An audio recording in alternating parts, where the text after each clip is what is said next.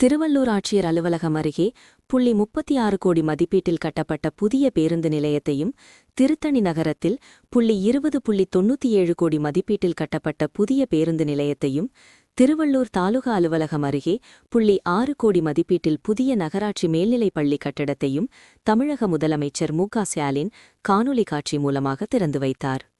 திருவள்ளூர் மக்களின் நீண்ட நாள் கோரிக்கையை ஏற்று திருவள்ளூர் ஊத்துக்கோட்டை சாலை ஐசிஎம்ஆர் அருகே வேடங்கிநல்லூர் பகுதியில் நகராட்சி நிர்வாகம் சார்பில் 5.58 ஏக்கர் நிலப்பரப்பில் பரப்பளவில் .36 கோடி ரூபாய் மதிப்பீட்டில் கட்டப்பட்ட புதிய பேருந்து நிலையத்தில் 56 பேருந்துகள் நிறுத்தும் வசதிகள், உணவகங்கள் உள்ளிட்ட 10 கடைகள், பாலூட்டும் அறை, நிர்வாக அறை, ஏடிஎம், காவலர் அறை, வாகனங்கள் நிறுத்தம், கழிப்பறை உள்ளிட்ட வசதிகள் ஏற்படுத்தப்பட்டுள்ளது.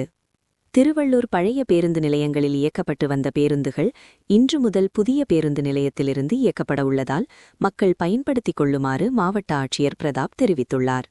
இந்த நிகழ்ச்சியில் மாவட்ட ஆட்சியர் மு. Pratap, Tiruvallur MLA V G. ராஜேந்திரன், திருவள்ளூர் நகரமன்ற தலைவர் உதயமலர் பாண்டியன், ஒன்றிய செயலாளர்கள் கொண்டஞ்சேரி ரமேஷ், தா. மோதிலால், கூளூர் ராஜேந்திரன், எஸ். மகாலிங்கம் உட்பட பலர் கலந்து கொண்டனர்.